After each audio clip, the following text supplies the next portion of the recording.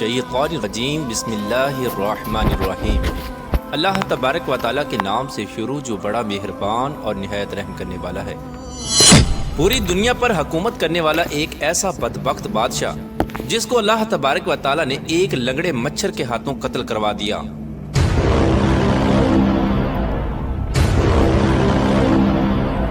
دنیا کی تاریخ میں ایسے بہت سارے بدبخت بادشاہ اور فرعون گزرے ہیں جن کو ان کی دولت اور بادشاہت کے نشے نے مغرور بنا دیا اور وہ خود کو خدا کہلوانے لگے اور خدائی کا جھوٹا دعویٰ کر بیٹھے۔ اور پھر اللہ تبارک و تعالیٰ نے جو اس کائنات کا حقیقی مالک ہے اور جو وحدہ لا شریک ہے، اس نے ان جھوٹے خدائی کے دعوے داروں کو دنیا کے لیے عبرت کا نشان بنایا۔ ان کو ایسی عبرتناک موت دی جس کا کوئی تصور بھی نہیں کر سکتا، اور ان جھوٹے خداؤں کو صفحہ ہستی سے مٹا دیا۔ پیار دوستو، خدائی کا دعویٰ کرنے والے بدبختوں میں سے ایک نام نمرود کا بھی ہے۔ پیار دوستو، نمرود شہر بابل کا حاکم تھا جس نے خدائی کا دعویٰ کیا تھا۔ اس کا نام نمرود بن کنعان بن قوس بن سام بن نو تھا۔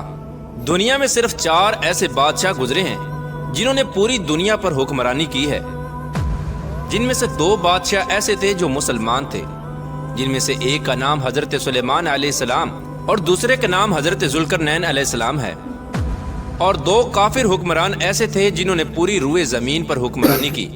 ان میں سے ایک کا نام نمرود اور دوسرے کا نام بخت نصر تھا۔ پیارا دوستو، روایات میں آتا ہے کہ نمرود نے پوری دنیا پر 400 سال حکومت کی۔ یہ بڑا جابر اور ظالم بادشاہ تھا، اور اس کے دور کے اندر بت پرستی عام تھی۔ لوگ اللہ تبارک و تعالیٰ کی وحدانیت کو چھوڑ کر بتوں کی پوجا کیا کرتے تھے۔ اس نمرودی دور کے اندر شرک اس طرح پھیلا ہوا تھا کہ تمام نمرودیوں نے اپنے خداؤں کے طور پر بہت سارے بت بنائے ہوئے تھے جن کی یہ لوگ پوجا کیا کرتے تھے، اور ادھر نمرود نے بھی خدائی کا دعویٰ کیا ہوا تھا۔ یہ خود کو خدا کہلواتا اور لوگوں کو اپنی پوجا کرنے کا حکم دیتا۔ اس بدبخت قوم کی طرف اللہ تبارک و تعالیٰ نے اپنے پیارے پیغمبر حضرت ابراہیم علیہ السلام کو بھیجا۔ کفر و شرک اور بت پرستی کے اس دور کے اندر حضرت ابراہیم علیہ السلام وہ واحد شخص تھے جو اللہ تبارک و تعالیٰ کی وحدانیت پر ایمان رکھتے تھے اور بتوں کی بجائے اللہ تبارک و تعالیٰ کو حقیقی خدا مانتے تھے۔ حضرت ابراہیم علیہ السلام نے جب نمرودی قوم کو بتوں کی پوجا کرتے ہوئے دیکھا تو حضرت ابراہیم علیہ السلام نے نمرودیوں کو اللہ تبارک و تعالیٰ کی وحدانیت کی طرف بلایا اور ایک خدا کی عبادت کرنے کا حکم دیا۔ لیکن نمرودی قوم ایسی بدبخت قوم تھی کہ اپنے کفر و شرک سے باز نہ آئی اور اسی طرح بتوں کی پوجا کرتی رہی۔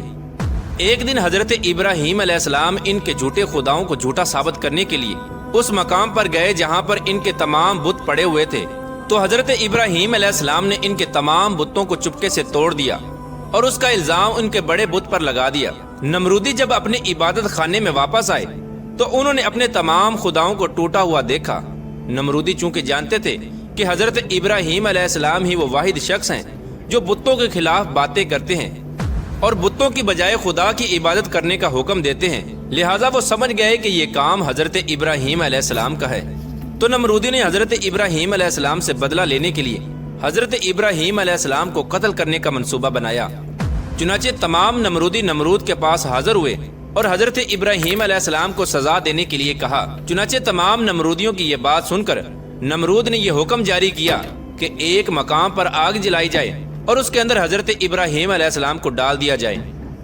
لہٰذا نمرود کے حکم کے مطابق ایسا ہی کیا گیا۔ کئی دنوں تک بہت ساری لکڑیوں کو اکٹھا کیا گیا اور اس میں آگ جلائی گئی، اور پھر حضرت ابراہیم علیہ السلام کو اس آگ کے اندر ڈال دیا گیا۔ لیکن اللہ تبارک و تعالیٰ نے اس آگ کو حکم دیا تو وہ آگ حضرت ابراہیم علیہ السلام پر ٹھنڈی اور سلامتی والی ہو گئی۔ حضرت ابراہیم علیہ السلام فرماتے ہیں کہ میں جتنے دن آگ میں رہا اس وقت تک میں اللہ تبارک و تعالیٰ کی خاص رحمتوں میں تھا، اور اس جیسا سکون مجھے پہلے کبھی حاصل نہ ہوا۔ چنانچہ جب حضرت ابراہیم علیہ السلام اس آگ سے باہر تشریف لائے تو اللہ تبارک و تعالیٰ کے حکم کے مطابق حضرت ابراہیم علیہ السلام نمرودیوں کو ایک بار پھر حق کی دعوت دینے لگے اور اللہ تبارک و تعالیٰ کی وحدانیت کی طرف بلانے لگے۔ حضرت ابراہیم علیہ السلام نے نمرود کو بارہا سمجھایا اور اپنے کفر و شرک سے باز آنے کا کہا اور اللہ تبارک و تعالیٰ کی وحدانیت پر ایمان لانے کا حکم دیا۔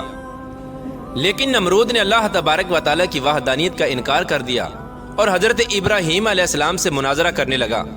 اور حضرت ابراہیم علیہ السلام کے سامنے خدائی کا دعویٰ کر دیا۔ نمرود نے حضرت ابراہیم علیہ السلام سے سوال کیا کہ تیرا رب کون ہے؟ تو حضرت ابراہیم علیہ السلام نے ارشاد فرمایا کہ میرا رب وہ ہے جو زندگی اور موت دیتا ہے۔ اس پر نمرود تکبر سے مسکرایا اور کہنے لگا کہ یہ تو میں بھی کر سکتا ہوں۔ چنانچہ نمرود نے 2 قیدیوں کو بلایا جن کو سزائے موت ہو چکی تھی۔ ان میں سے ایک قیدی کو نمرود نے آزاد کر دیا اور ایک کو پھانسی لگا دیا۔ اور اس طرح نمرود حضرت ابراہیم علیہ السلام سے کہنے لگا کہ دیکھو، ایک کو میں نے زندگی دے دی اور ایک کو میں نے موت دے دی۔ اس طرح نمرود حضرت ابراہیم علیہ السلام کے سامنے اپنی باطل دلیلیں پیش کرنے لگا اور یہ دعویٰ کرنے لگا کہ حقیقی خدا میں ہوں، بتا تیرا خدا کون ہے؟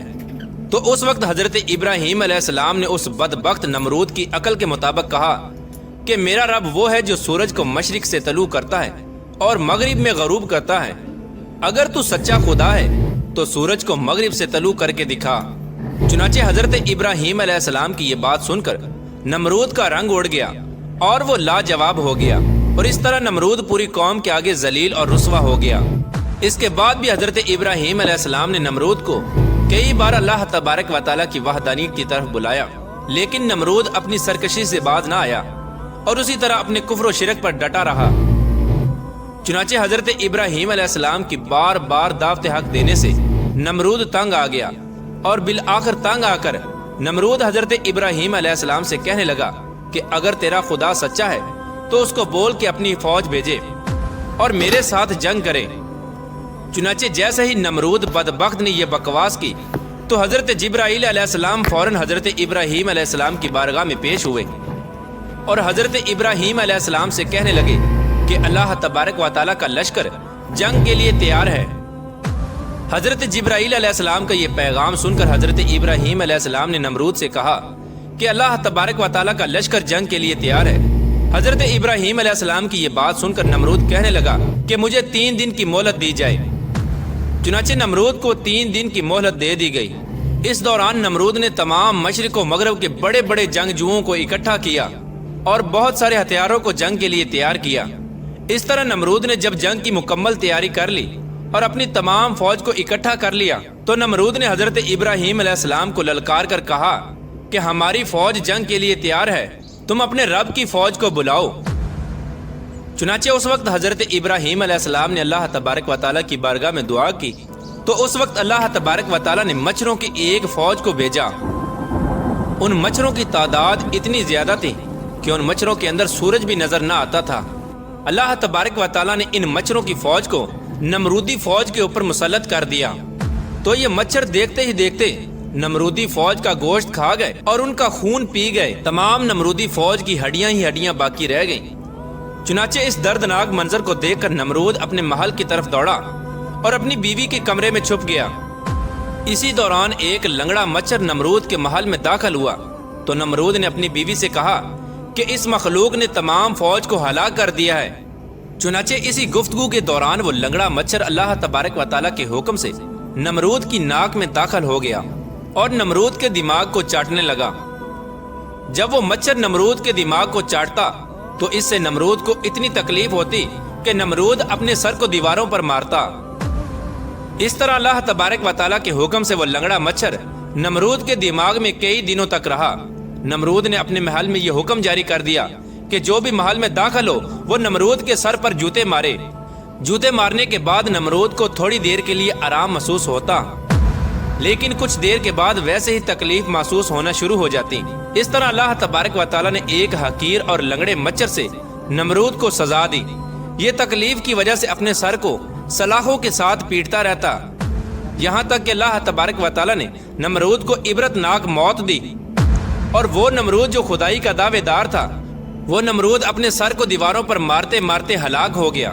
اس قدر دردناک موت دے کر اللہ تبارک و تعالیٰ نے نمرود کو رہتی دنیا کے لیے عبرت کا نشان بنایا۔ اس بات کے اندر کوئی شک نہیں کہ اللہ تبارک و تعالیٰ کی ذات ہی وحدہ لا شریک ذات ہے، اس کے علاوہ کوئی عبادت کے لائق نہیں۔ پیارا دوستو، جب بھی کوئی اللہ تبارک و تعالیٰ کی ذات کو للکارتا ہے تو اللہ تبارک و تعالیٰ کسی حقیر مخلوق کے ذریعے اس کو عبرت کا نشان بناتا ہے اور اس کو ہلاک کر دیتا ہے۔ اللہ تبارک و تعالیٰ سے دعا ہے کہ اللہ تبارک و تعالیٰ اپنی بارگاہ میں عاجزی اور انکساری کے ساتھ رہنے کی توفیق عطا فرمائے، اور اللہ تبارک و تعالیٰ اپنے پیارے حبیب حضرت محمد مصطفیٰ صلی اللہ تعالیٰ علیہ وآلہ وسلم کی محبت کے اندر جینا مرنا نصیب فرمائے۔